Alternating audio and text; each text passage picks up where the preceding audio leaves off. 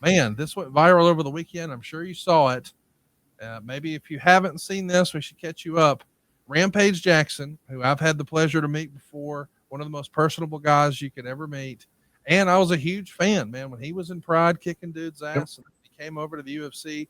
He was on a tear. You want to talk about charisma, clearly inspired by pro wrestling. He used to wear the old JYD chain, logging chain to the cage.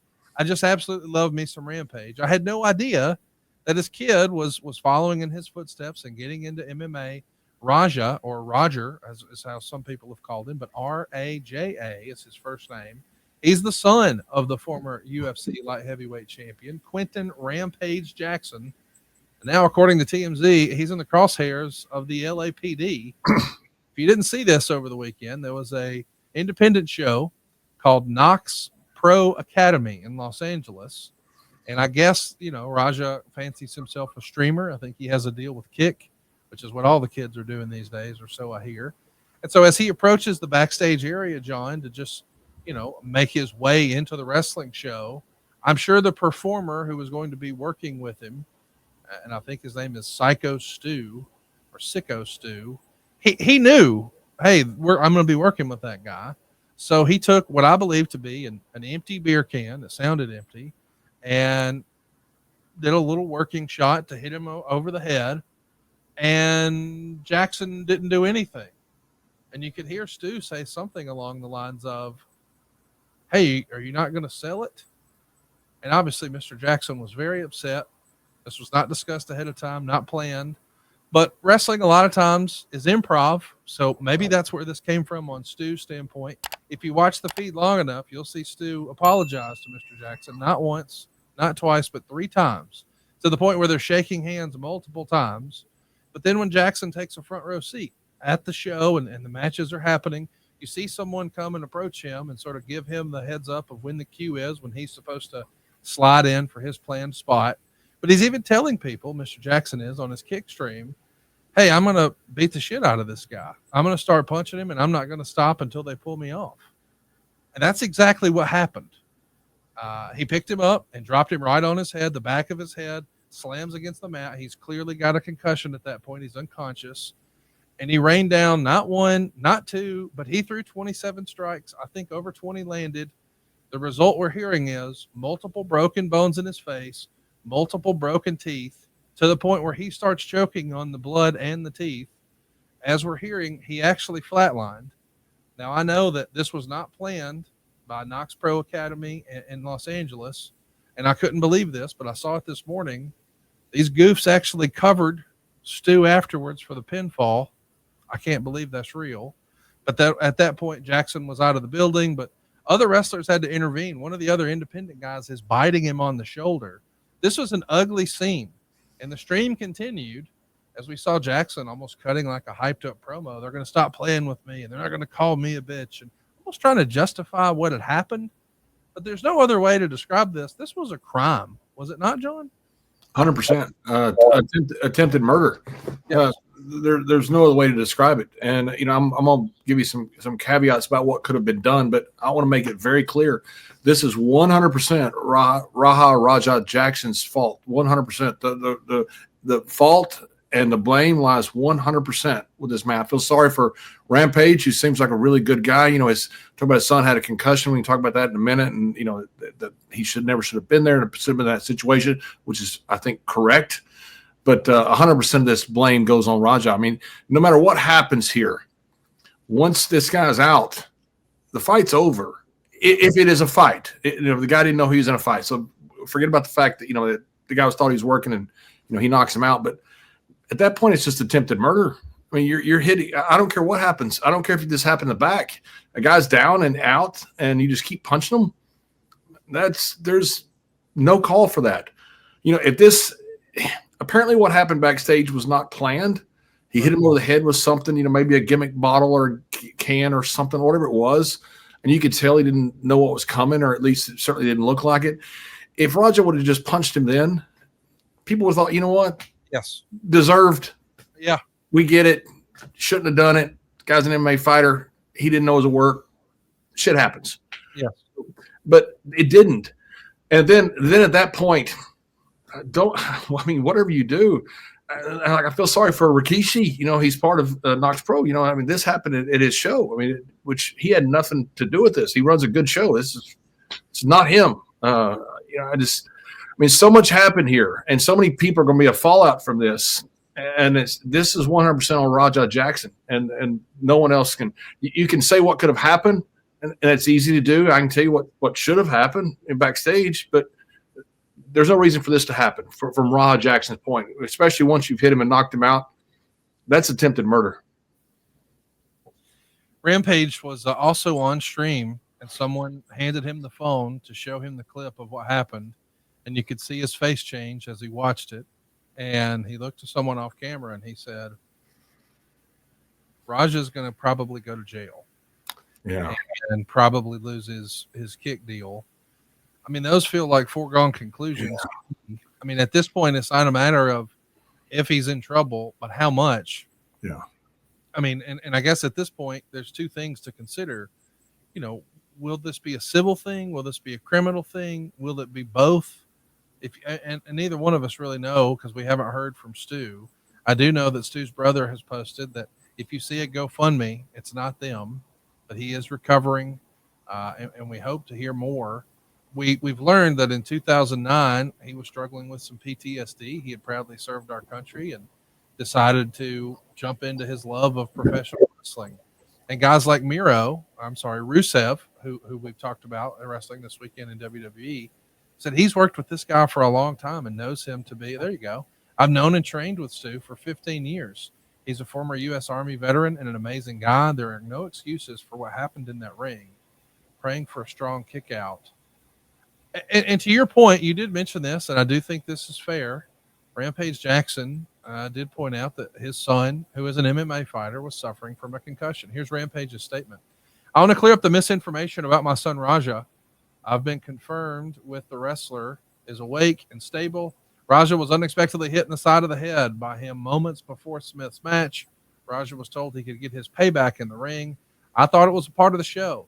It was bad judgment and a work that went wrong. Raja is an MMA fighter, not a pro wrestler, and had no business involved in an event like this.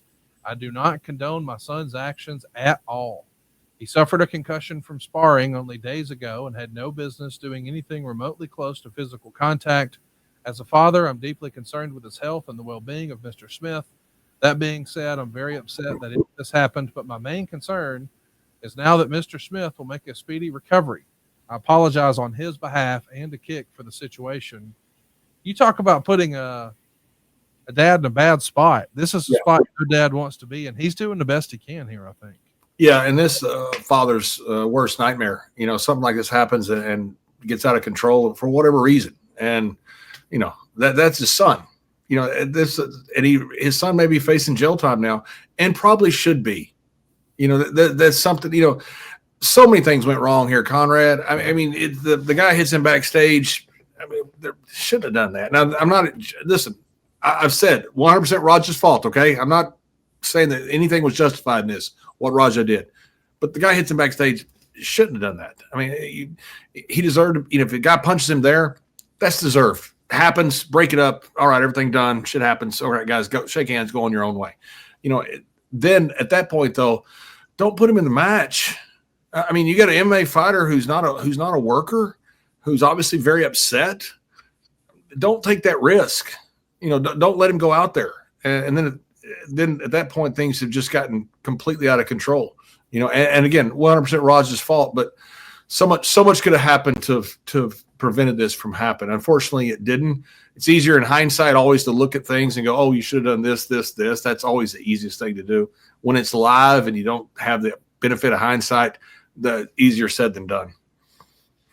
I want to say I saw a clip earlier that day when he was streaming, talking about Raja, where he referenced the fact that he did have a concussion and he wasn't feeling good, and you know he didn't feel up to going to play golf or something like that. But he still soldiered on to the wrestling event. But I have an empty can here, and I will say this is an easy thing to make some noise.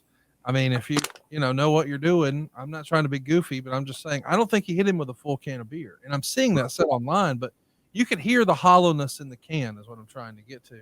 And it's clear when he says, "Are you not going to sell it?" He wasn't intentionally trying to hurt him, but maybe Raja didn't get the memo. Maybe he wasn't thinking right or clearly because he had a concussion. But I would venture to say that his MMA career is no longer priority. Now we're fighting for freedom, right? Yeah, and I would imagine all kinds of charges go against him. I imagine Silva goes against him because I don't know what this soldier, this veteran, has for health insurance or whatever else, but he shouldn't have to pay this. He didn't do it to himself, and I imagine there's going to be a civil trial for this, and I imagine there's also going to be a criminal trial for this, which there should be. It's again, when a guy's unconscious, I don't care what happens leading up to that point. Whether you're justified or not, the fight stops. He's punching this guy when he's completely out. There's no excuse for doing this. This is attempted murder. We want to send our thoughts and prayers to Mr. Stu. His real name is Stuart Smith, and I'm seeing in the live comments here that apparently his family has posted a GoFundMe in the last hour or so. I did not have that information, but if we find that, we will certainly retweet that from my account, John's account, and certainly from the show account. I guess we should mention that Knox Pro has been removed from the WWE ID program. At least all of that branding is off of their social media accounts today. It seems like they're going to be ending the affiliation there. I hate that for everybody involved because I know there's a lot of hardworking people in that independent. If I'm honest with you, I didn't even know that Rikishi was involved. But I mean, the independents are a necessary piece and part of the business, and it's very important that those things succeed. So I want to encourage anyone listening to this, don't decide not to attend a Knox Pro event. Right. This guy was not a regular performer there. I'd venture a guess to say he'll never be back. I don't think we'll ever see Mr. Jackson in any form of pro wrestling anywhere as a result of this. No, I don't. And it's not Knox Pro fault. It's not their fault. There are certain things that probably could have been done, but it's not their fault. I mean, this kid had no business doing what he did. And whether he got hit in the head and the back, that's it doesn't deserve any of this. That wasn't on behest of Knox Pro either, by the way. Knox Pro is just running a show, and all of a sudden some crazy incident happens. As a business owner, that's one of your worst nightmares. Something like this happens, and all of a sudden it's under your watch. And so, yeah, please don't take it out on Knox Pro. It's certainly not their fault. 100% of this goes on Raja Jackson. It's going to be interesting to see how this shakes out, but it's getting a lot of attention, not just from major streamers like Penguin Zero and TMZ, but even Mr. Beast has come into the action, and he actually tweeted about this. He said, "Dang, man, this hurts to see, especially because I read he was a veteran that used wrestling as an outlet to get over PTSD. Genuinely, if anyone connected to him knows of a way I can help, please reach out. If his kid is a fan or I can help with hospital bills, I don't know, but I'll help." I mean, this is one of the crazier stories of the year, not just in pro wrestling, but in all of streaming. Like, we're not used to seeing this. And you saw, Jackson marching along later. He got a call from someone named Dre who was telling him, "Hey, man, that guy flatlined." And you could tell Raja was not of sound mind because he said, "My bad." Like, right. That's not the response you want when you hear that you may have killed someone. My bad. I know it sounds really cold and callous, and it is, but I want to believe he was concussed and had no freaking idea what he was doing, because otherwise, buddy, this is just bad with a capital B. Yeah, I want to believe that too. I want to give the benefit of the doubt. And I have no idea what the truth is here, what is not the truth. That's what I want to believe. But I certainly don't know. The whole situation was, what a horrible situation. Jeremy Davis is with us here live, and he says, "How dumb was the ref? He did nothing and counted a 3 count on the victim to end the match." With all due respect, not everybody knows what the creative is going to be, and sometimes people work the boys, and sometimes they do agree to go a little more hardcore. Hell, we saw Brock Lesnar bust open Randy Orton the hard way at SummerSlam less than 10 years ago. I'm not saying it's something they would do all the time, but I'm saying those type of things have happened in wrestling before. Yeah. But this is so foreign. I mean, again, I'm not a wrestler, John, but the basis of pro wrestling is about, I'm here as a wrestler to take care of my opponent, and the understanding is he's going to take care of me, right? That's right. And you can't blame the referee. I mean, the referee in UFC is completely different. You know, they're trained to get in between guys when one guy is incapable of defending himself in case the aggressor doesn't realize that and doesn't stop for whatever reason. The referee's trained to get in there and stop it. This is a working referee. I have no idea, I have no idea who he was or what, but he's not trained to do this. This wasn't his. You're not supposed to see this. Is the reason you're not trained to do this. This isn't supposed to happen in the ring, because that's why the referee's not trained to do this. A working referee, and you have no idea who he is. He may be a small guy. He couldn't have done it anyway. You have no idea. Well, what we know is we're learning from the live chat here. Scion Timmy 1 says Kick has banned Raja and Rampage. He says, I think Rampage got banned. I mean, listen, there's no good that's going to come out of this. It's just an ugly scene, and I hope that it. And how about this? I hope Stu makes a recovery. Yeah. Because you want to talk about Stu being a wrestling star, not the way he intended to be. Is this not the ultimate babyface comeback right here?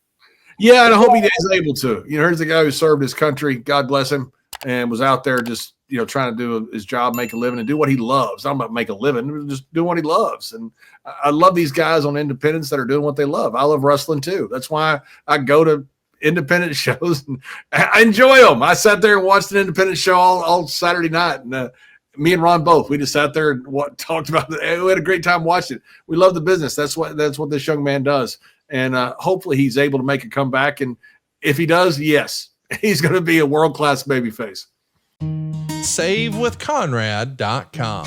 My name is Rajiv. I'm in Sacramento, California. I came to Save with Conrad because I've heard Conrad talk about how he helps people all the time save money and the best route to go for getting some mortgages and finances done. And having heard so many different testimonials in the past, it made the most sense to go this route.